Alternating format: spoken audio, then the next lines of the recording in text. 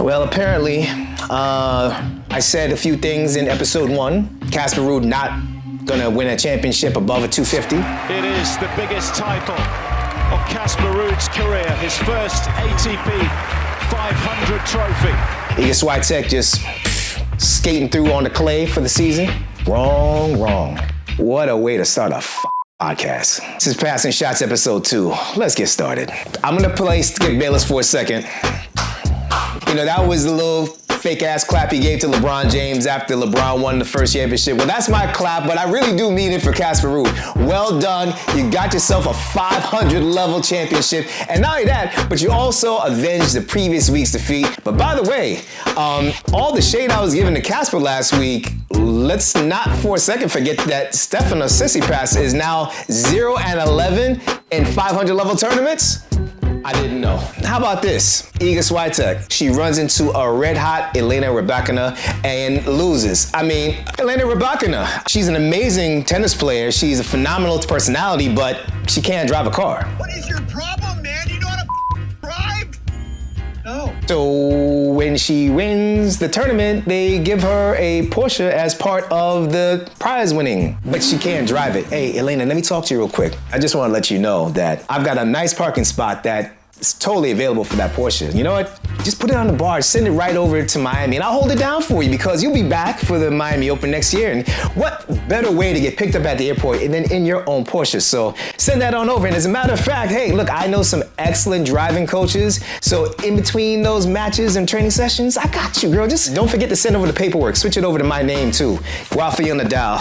It's just tough watching what we're seeing right now. He's clearly not the Rafa that we all know and love for the last 20 years. This guy literally plays tennis like there are people who have guns pointed at the head of his family, and they say, if you lose 1 point, we start pulling triggers. That's the Rafa we're used to seeing, and he's had so much success being that bull that he has been. But the body, now, mind you, we still have the French Open to get to. I know he's trying his best to get there, and I don't care if they wheel the man out on a gurney, a wheelchair, or if he crawls onto the court. The man's still a favorite, damn it. And then, of course, we got the Olympics this year, and you know he wants to finish out like that. All that being said, he's still going to give us even one more moment regardless of what any of that turns out to be like. And I'm talking about at the Laver Cup. Very reminiscent of, you know, his homie, his romance with Roger Federer, right? That's where we saw Roger take his last bow. Well, it may be where we see Roger and Rafa again together. Fedal, Roger Federer, Rafael Nadal, Fedal, taking it out, going out like Thelma and Louise, like Butch Cassidy and the Sundance Kid. Like, if you don't know the last two references, y'all better Google it. Stop this and go Google it. You should be ashamed of yourself. Go away. Let's talk about the movers of the week. Starting off with the ladies, Emma Raducanu, the former US Open champion. I mean, 82 spots in 1 week. I mean, she's been going through so much in regards of injuries, a carousel of coaches, just problems, and basically kind of falling off the map. Well, 82 spots, that's very significant. So big shouts out to her on the WTA side. Will she be able to put together another run heading into the summer for a place where she's obviously comfortable at the US Open? Let's talk about on the ATP Tour, Martin Fucsovics. I hope it's something close to that. Put some respect on his name for going up, though. 29 spots in the ATP Tour rankings. Salute. Let's talk Taylor Fritz. Back up to number 13 in the ATP Tour rankings. That makes him now, again, the number 1 American. Ben Shelton sliding down to number 15. Which one of these guys is gonna actually finish the year at a higher ranking? Or will we have another American that just says, hey, look, bump both y'all. I'm the number 1 American.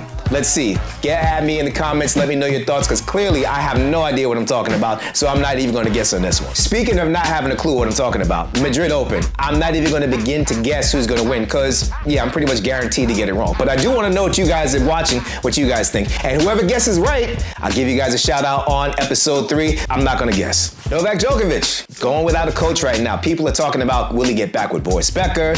Who could actually be like the person to take on the 24-time Grand Slam champion and still number 1 player Novak Djokovic? Well, apparently, my man's saying that maybe he's at a point in his career where he does not need a coach. I mean, who's to argue with a man of that level of greatness, all right? I think it would be the most interesting thing in the world if Novak gives Nick Kyrgios a call, because we know that Nick has gone like his majority of his career without a coach. Could you imagine that? Novak being coached by Nick Kyrgios, I would buy tickets for every single match of that. Time to say goodbye. The one and only Garbine Murguruza is saying goodbye at only 30 years of age. Was she an underachiever? Maybe a little bit of an overachiever? Well, let me tell you, she reached number 1, 10 titles, 2 Grand Slams, the 2016 French Open, the 2017 Wimbledon Championship, and also she won the WTA Tour Final in 2021. We're gonna miss her. By the way, crazy story with her. Apparently somebody in New York, while she's in Central Park, asked her for a selfie. They're married now. Let's talk some fashion going into Roland Garros right now. Adidas is definitely leaning into the yellow and black look. Stefanos Tsitsipas sliding into that forehand, looking real great. Let's move on to Lacoste. Of course, you're talking Lacoste, you got to talk about Novak Djokovic. I mean, look at the red firing off for the clay. Also, too, with the Asics to match. Cooling it off. Check out my man Rafa coming through with the shades of blue. Like, you know, Rafa always looks fantastic. I mean, if you think about the fashion statements that this man has made, dating all the way back to the mid-2000s when he had the capris on and the cut-off sleeves that I could never pull off, but he's Rafa. Come on, look at him. He's always looking good. You remember these that I was talking about last week, right?